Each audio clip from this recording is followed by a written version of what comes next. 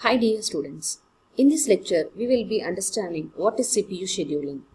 So the contents we will be covering in this lecture is Introduction to CPU scheduling algorithm, types of CPU scheduling algorithm, FCFS scheduling algorithm, SJF scheduling algorithm and round robin scheduling algorithm. The objective of the lecture is that we will understand what are the various CPU scheduling algorithm available and how the processors are scheduled in the CPU. So that is the objective of the today's class. CPU scheduling. What is this CPU scheduling is? Consider the following scenario. Here an user process is entering into the CPU. So it is a single processor CPU. When a user process uses a single processor CPU, it can be executed inside the CPU only one at a time. When more number of processes is trying to be executed in the single processor CPU, the CPU can run one by one in an order. When one process is occupying the CPU, the other process cannot be entered into the CPU for execution. The common issues in a single process CPU is that the process has to wait until the CPU is free and ready for execution. Based on the availability of the CPU, the process can be rescheduled. What happens in a multi-programmed operating system? When more number of user processes is entering into the CPU, that can be executed in the CPU. So more number of programs or the process can be executed in a multi-program operating system. So that is possible. We can run on Microsoft Word or on PowerPoint, or we can surf on a web browser. So all these things are possible in a multi-programmed operating system. More number of processes may be available in the main memory and that can be executed in the CPU. CPU scheduling is the basis of multi-programming operating system. The objective is that some process has to be run in the CPU all the time. The CPU should not be ideal. The CPU has to improve its maximum utilization. So that is the concept of multi-programming operating system. There are few execution phases of a process. One is your CPU working state and CPU ideal state. When the process is executed in the CPU and the CPU is busy, then we say that it is CPU working state. And when a process is need of any input and output device and it switches from the CPU, then the CPU will be in ideal state. So normally the CPU will be switching from the CPU working state to the ideal state depending upon the requirement of the processes. There are two types of processors, namely IO bound and CPU bound. In IO bound, maximum IO operations will be occurring in the system. And in case of CPU bound, all the computations to be executed in the CPU will be done in case of your CPU bound. Let us understand the concept of IO bound and CPU bound in detail. So in the given chart, we can see blue color, which is nothing but the CPU execution part, and gray color is nothing but the IO waiting time part. So from this we can understand that in this IO bound there will be small CPU burst and maximum time will be given for the IO wait operations, so that the CPU usage is very less in an IO bound operation. And in case of CPU bound, the large CPU burst will be available and less number of IO wait will be occurring in the CPU bound. The ideal time for the IO devices is less compared to the CPU time. The usage of CPU is higher in case of your CPU bound. Let us assume that the following sequence of processes are entering into the CPU. The first process is working on a word processor. The second process is to print a PDF file. The third process is web browser application. And the fourth process is get an input for a scanner. And the fifth process is running a C compiler. So in this we can see that an alternate CPU burst and IO burst is occurred. So we can see here working on a word processor always utilize the CPU. So the CPU utilization is occurring here. To print a PDF file, we need an IO device, something like a printer, in order to print the file. So IO burst will be occurring here. When we use a web browser application, it will be using the CPU time. So it is an CPU burst. So to get an input for a scanner, we will be using an input device. So it is an IO burst. And finally it is running a C compiler, which will be using the CPU for its execution. So it is an CPU burst. So here we can see that there is an alternate sequence of CPU and IO burst is happening. What is this CPU scheduler and what it does? When the CPU is becoming ideal, the operating system selects one process from the ready queue for execution in order to utilize the CPU time. So the CPU scheduler will do this. How it is done? Here comes the role of short-term scheduler or the CPU scheduler. The short-term scheduler or the CPU scheduler will take up the process which is available in the ready queue. Here there are n number of processes available in the ready queue. From here the CPU scheduler will select the process ready for execution. The process which is available in the ready queue is nothing but the process which are available in the main memory. So these processes are already available in the main memory, thus the CPU scheduler can select any of the process for execution. While selecting the process, the CPU scheduler will be using any one of the scheduling algorithm.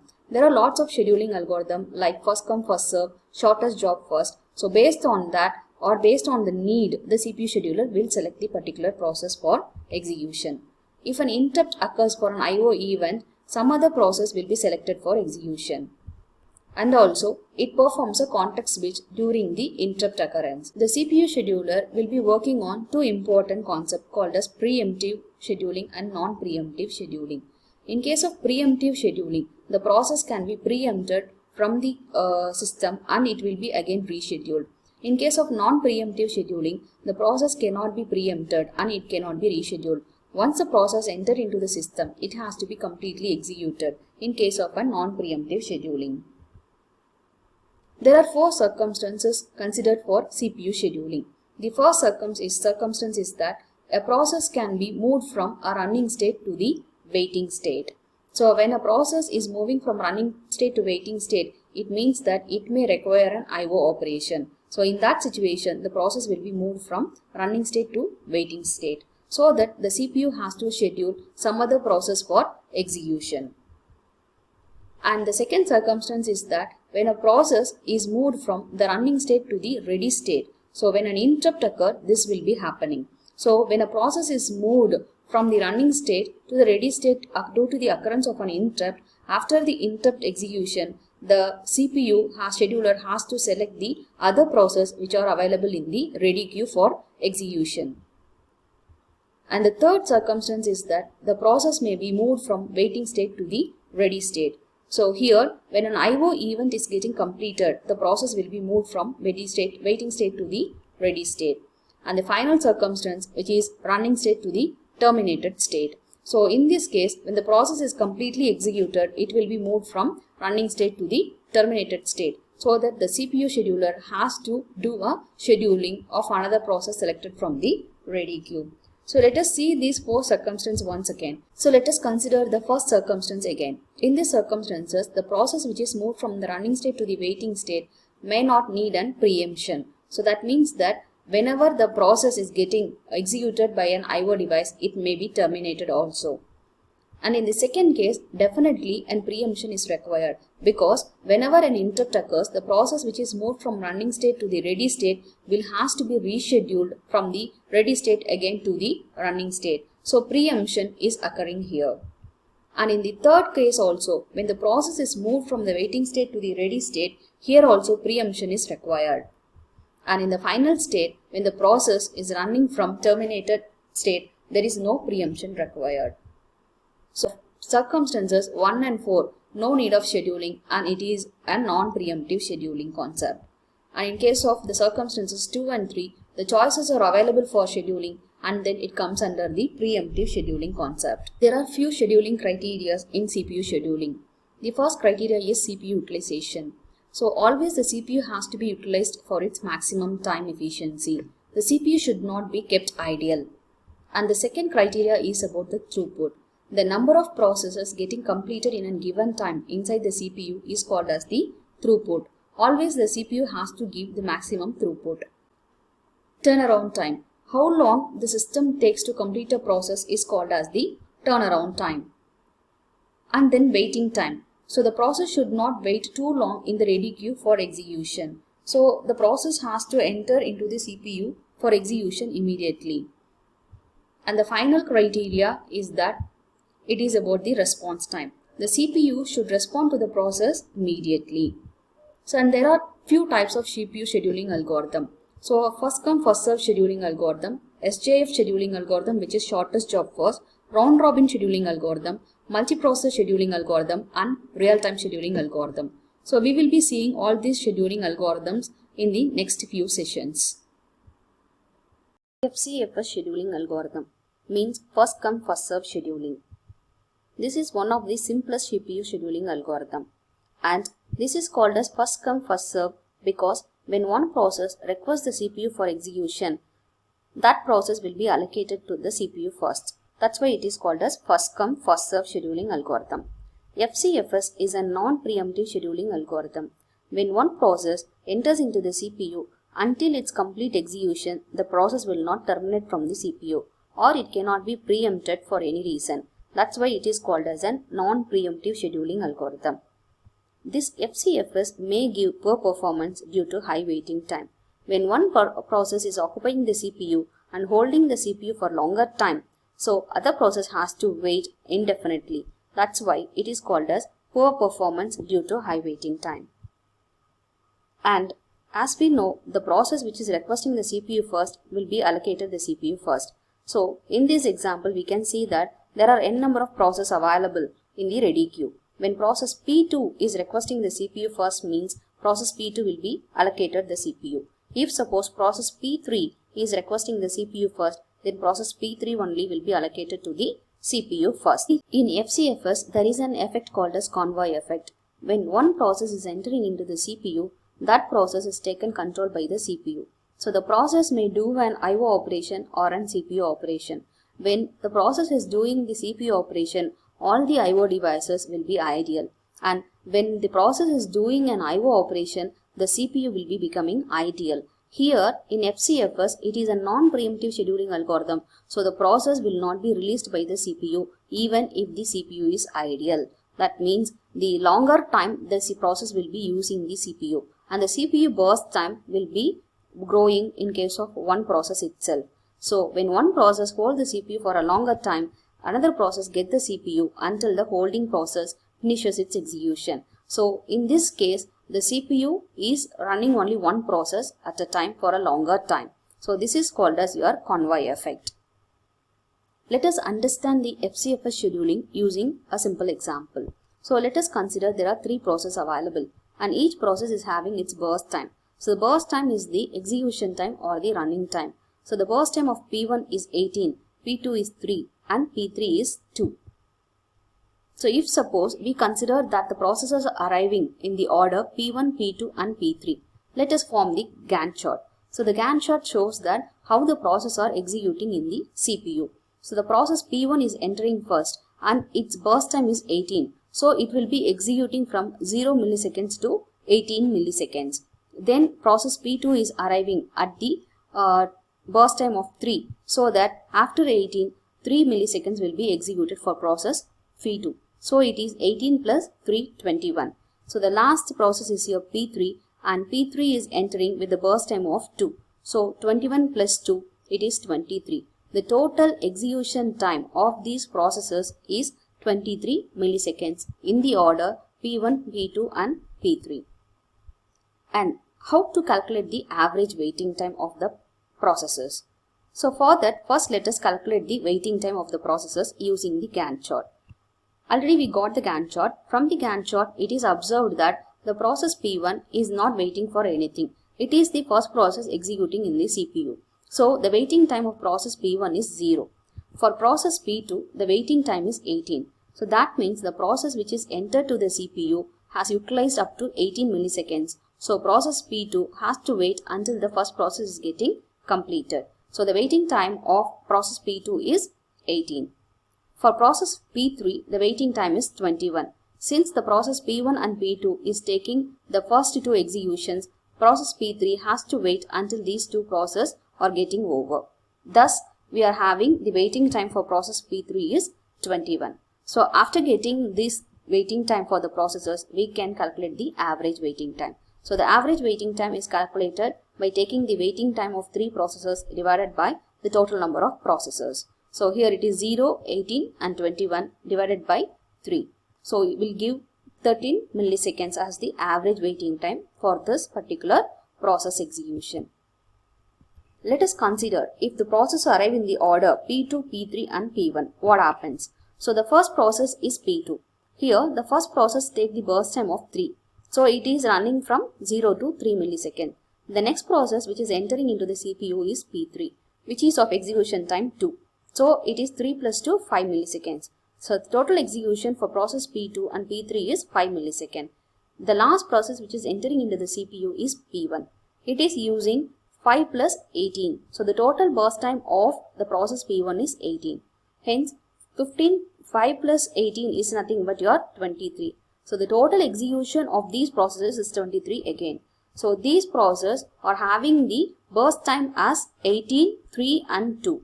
When the order of the process is getting changed, what happens is that the waiting time of getting changed.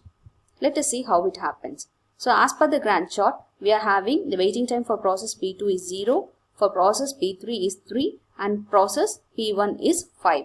So making the average of these 3 waiting time divided by 3, you will be getting 2.66 milliseconds. Thus, the order or the sequence of the process entering into the CPU and based on this burst time, the average waiting time is getting deferred. Let us see another example for FCFS scheduling. Here, the process is considered along with the arrival time. So each of the process is having different arrival time and the burst time is given here. Let us prepare the Gantt chart. So while preparing the Gantt chart, it has to be considered that which process is arriving first. That means which process is requesting the CPU first. Here, process P3 is the process which is requesting the CPU first. And next is the process P5 requesting the CPU at 2 millisecond. And P4 is requesting the CPU at 3 millisecond. And P1 and P2 both are requesting at 6 millisecond. So let us make this process P3 to utilize the CPU first. This process is having the burst time of 1. So it will occupy the CPU for 1 millisecond. After that 1 millisecond, no process has been entered at 1 millisecond. Since the burst time of the process P3 is 1 and it has been utilized, the remaining 1 millisecond, the CPU will be ideal. At the second millisecond, P5 is arriving. So the burst time of the process P5 is 2. So it will be occupying 2 millisecond. So the total millisecond from 2 is 2 plus 2, it is 4 millisecond. Now the total execution time of the CPU is 4 millisecond. At the third millisecond, process P4 is entering, but P5, which is already entered in the second millisecond, will not leave the process until its complete execution. That's why P4 will not execute at 3. Instead, P4 will execute at 4th millisecond. Then, here the P4 has the burst time of 4. So, 4 plus 4, 8 millisecond. And when process P1 and P2 is considered, both are having the same arrival time. What happens is that first process is P1. So P1 will be executed first and then P2 will be executed next. So P1, which is having the burst time of 4. So the total execution is 8 plus 4, it is 12. And for P2, it is burst time is 5. So 12 plus 5, it is 17. So the CPU is executing these processes at a total execution time of 17 milliseconds. Now let us calculate the turnaround time using the formula completion time minus arrival time.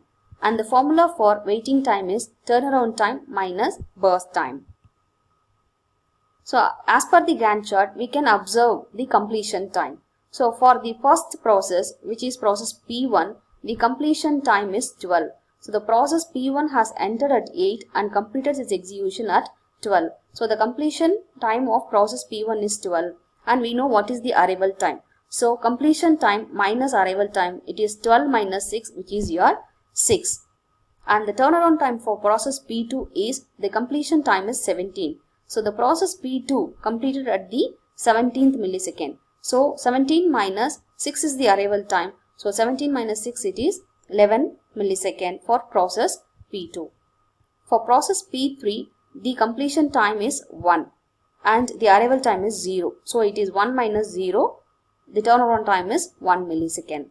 And for process P4, the completion time is 8. We can see from the Gantt chart, it is 8. So 8 minus 3 is the arrival time. So it is 5.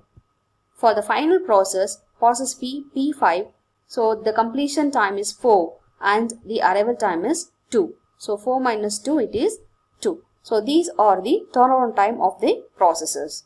Now let us calculate the waiting time. For calculating the waiting time, so we have to take the turnaround time minus the burst time. turnaround time of process P1 is 6 and burst time is 4. 6 minus 4, it is 2. And the turnaround time of process P2 is 11. 11 minus 5, it is 6. For process P3, 1 minus 1, it is 0. And for process P4, 5 minus 4, it is 1. And for process P5, it is 2 minus 2, it is 0. Now we have calculated all the turnaround time and waiting time. Let us calculate the average waiting time and average turnaround time. The average turnaround time can be calculated by taking or adding all the turnaround time of the processes divided by the total number of processes. So it will be giving 5 milliseconds. And the average waiting time is taking all the waiting time of the processes, adding it up, dividing by the total number of processes. It is 1.8 milliseconds. So in this way, we can calculate the average turnaround time and average waiting time in FCFS scheduling algorithm. SJF scheduling algorithm means shortest job first scheduling algorithm. In this algorithm, the algorithm selects the process with the length of processor's next CPU burst. The process with the minimum CPU burst will be taken for execution. If the next CPU burst of any two processes are same, then FCFS scheduling is used to break the tie by the SJF scheduling algorithm. This is the best approach to minimize the waiting time compared to the FCFS scheduling algorithm. So for successful implementation of the SJF scheduling algorithm, the burst time of the processor should be known in advance, because the SJF scheduling algorithm will be working on the burst time of the processors only. So if the burst time of the processors are known earlier, so then this will be a successful one.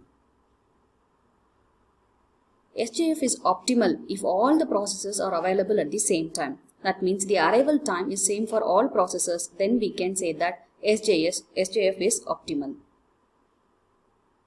This SJF scheduling will be executed using preemptive scheduling and non-preemptive scheduling. Let us first see what is this non-preemptive scheduling method. In case of non-preemptive scheduling method, we know that the process cannot be terminated by the CPU until the completion. Here let us consider there are 5 processes in the ready queue. The process P1, P2, P3, P4 and P5 with the burst time of 5, 3, 1, 7 and 5 respectively. So by seeing the burst time, since it is shortest job scheduling, we can see that the process P3 is having the minimum burst time. Then it is your process P2, and then process P1 and P5 is having the same execution time. Finally, the process P4 is having the execution time of 7. So the first process entering into the CPU is the shortest burst time process, which is your P3. The next process which will be entering into the CPU is your process P2. When it comes to on P1 and P5, so the FCFS is used here. So the process P1 is entering first and then your P5. So the next process to be executed in the CPU is your P5 with a burst time of 5. And then your P5 with a burst time of 5. So after these two processes are getting completed, final process P4 enters the CPU for execution with a burst time of 7.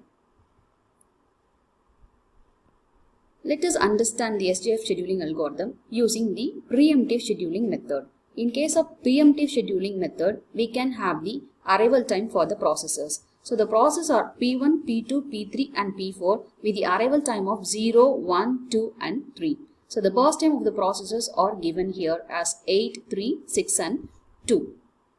So with this, let us create the Gantt chart for the processes. We know that the process which is entering into the CPU first is arrival time of 0. So the process P1 enters into the CPU. So the burst time of the process is 8, but it will be execute only 1 millisecond. Why? Because is that the process P2 which is entering into the CPU at the time of 1 millisecond is having the burst time of 3, which is lesser than the process P1. So P1 will be getting preempted from the CPU and P2 will be entering into the CPU for execution.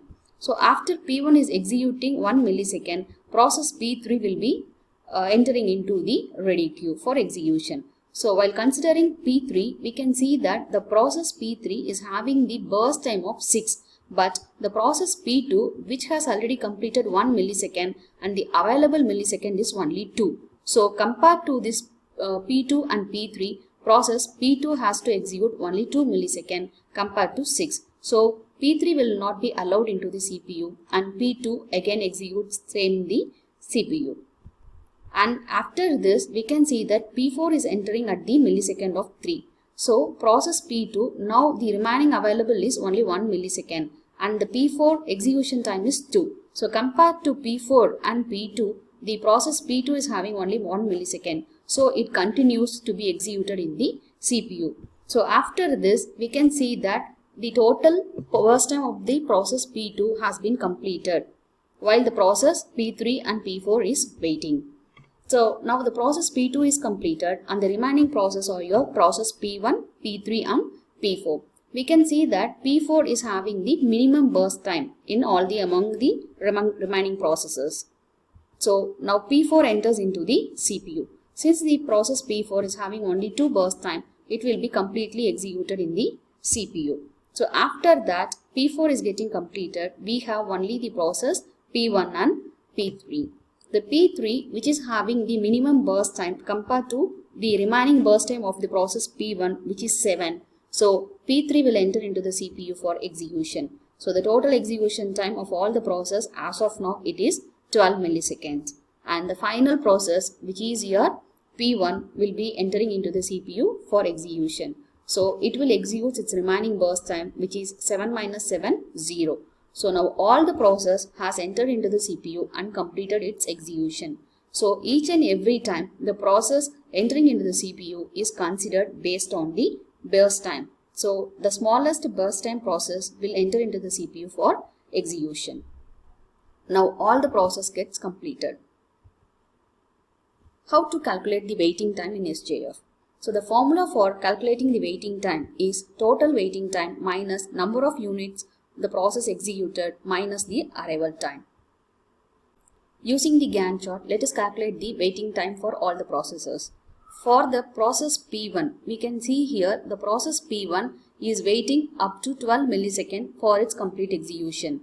Even it has been entered during the 0th millisecond, the final waiting time or the total waiting time of the process is calculated based on the final waiting time of the process P1, which is 12 here. And it has been executed 1 millisecond during 0 to 1 millisecond. So it is subtracted and the final arrival time is taken for the calculation. So it is 0. So 12 minus 1 minus 0 is equal to 11. So the waiting time for process P1 is 11. For process P2, the waiting time can be calculated based on the total waiting time for the process of P2. So here we can see that the process is waiting over here up to 1 millisecond until the first process P1 is getting completed. So this is 1 minus, the process has not been executed earlier, so the execution time is 0 and the arrival time of process P2 is 1. So it is 1 minus 1, 0. So thus the process P2 is executing without any delay. So the waiting time of process P2 is 0. For the process P3, we can see here the total waiting time of the process P3 is 6. So 6 minus, the process has not executed earlier, so there is no execution time for the process and the arrival time is 2. So 6 minus 2, it is 4. For the process P4, we can see here the process P4 is waiting up to 4 milliseconds. So 4 minus, no execution has been done for the process earlier. So 4 minus 0 minus the arrival time 3. It is 4 minus 3 is equal to 1. So these are the waiting time for all the processes in the scheduling. From this we can calculate the average waiting time of the processes, which is nothing but adding up all these waiting time together divided by the total number of processes. Now it is 11 plus 0 plus 4 plus 1 divided by 4, which is 4 milliseconds. That's all about the scheduling. Round robin scheduling. This scheduling is designed for time sharing systems. And this is similar to an FCFS scheduling with preemption. In general, the FCFS is a non-preemptive scheduling. The process once entered the CPU cannot terminate in between. So in case of RR scheduling, a process which can be entered in the CPU may be rescheduled after a particular time quantum. So it allows the CPU to switch between the processes. Here, time quantum or time slice is defined. So the time slice is nothing but the smallest unit of time. Also, the time quantum in general here defined as 10 to 100 milliseconds. In this RR scheduling algorithm, the ready queue is treated as a circular queue. So the CPU scheduler will select the process from the circular queue. So here let us consider that process P1 up to P6 is available in the queue. So the CPU scheduler will select the process one by one. What happens when a new process enters into the system in an RR scheduling? When a new process enters, it is added at the tail of the queue or end of the queue. If suppose the P6 is the end of the queue, means here the new process is added. Let us understand the round robin scheduling algorithm. Taken the time slice as 4 milliseconds. So whichever process entering into the CPU will be executed with a maximum of 4 milliseconds. After that, it will be preempted from the CPU and again it will be rescheduled. Let us consider the following process are available in the ready queue.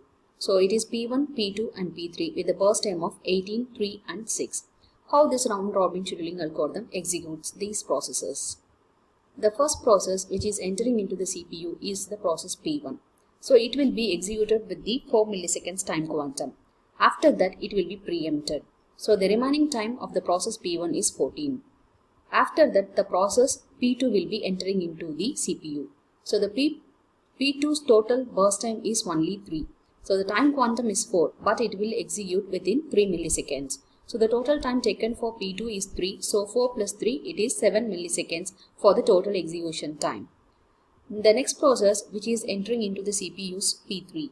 So the P3 total burst time is 6. So the time quantum is 4. It can execute for 4 quantum and the remaining 2 quantum is pending for the process P3. So process P2 doesn't need a preemption since it is lesser than the quantum time. But process P3 is required for an preemption for 2 units again. After this, this algorithm will be executing the process P1 again. So the process P1 will be entering into the queue and it is taking again 4 milliseconds. So the total number of execution is 8 units is over and the remaining 10 units has to be executed by the process P1. After that, the process P3 will be considered. So the process P3 remaining time is only 2. So it will be taken only 2 milliseconds for completing its execution. So the process P3 will be completing and the execution is over. Now the remaining time of the process P1 is pending. So the process P1 is having 10 milliseconds. So that 10 milliseconds will be executed in the next time quantums. Here we can see that 10 minus 4 it is 6. And in the next quantum it will be executing 6 minus 4 it is 2. And in the final time quantum it will be executing its remaining pending burst time. So all these processes are entering into the queue with given time slice. Thus the total execution time for all the process is 27 milliseconds. Based on the arrival time in the round robin scheduling, let us calculate the waiting time. Here consider that all the processes are arriving at the same time. So the process P1, P2 and P3 are arriving at the time of 0 milliseconds. The burst time is 18, 3 and 6. Let us calculate the turnaround time. The turnaround time formula is completion time minus arrival time. And the waiting time formula is turnaround time minus burst time. The given Gantt chart for the process execution is considered for calculating the turnaround time. So the turnaround time is nothing but the completion time minus the arrival time. So the completion time of process P1 is 27. So minus the arrival time 0. So the turnaround time for process P1 is 27 minus 0, it is 27. And for process P2, it is 7 minus 0, 7. And for process P3, it is 17 minus 0, it is 17. So the turnaround time for all the process is about only the completion time since the arrival time is 0. The waiting time is calculated based on the turnaround time minus the burst time. So the turnaround time of process P1 is 27 minus 8, which is 19. And for process P2, it is 7 minus 3, it is 4. For process P3, it is 17 minus 6, 11. Based on this, we can calculate the average turnaround time and average waiting time. So the average waiting time of the process is taken from the waiting time of each process individually. Adding up all together 19 plus 4 plus 11 divided by the total number of process, it is 11.3 milliseconds. The total turnaround time for the processes are 27 plus 7 plus 17 divided by 3, it is 17 milliseconds. Thus, the average turnaround time and average waiting time in round-robin scheduling is calculated. Here, an important point to be noted down in a round-robin scheduling algorithm is about the time quantum and the context switch. So, whenever the process is allotted with the time quantum, a context switch happen. Let us consider that the process time is 18, means that the total process time taken or considered is 18 milliseconds. When the time quantum is given as 20, the context switch which is occurring in the system is nothing. So, the process will be executing within this 20 milliseconds itself. When the time quantum is decreased to 10, the process which is entering into the CPU can execute only 10 milliseconds, and after that the remaining 8 milliseconds has to be executed in the second phase. Means 2 context switch is happening in this time quantum. When the time quantum is considered as 2, here 9 context switch is occurring and each process can be executed only 2 milliseconds. So thus this is an important factor in case of your round-robin scheduling algorithm, where when the quantum time decreases, the context switch is getting increased. That's all about the lecture. Thank you.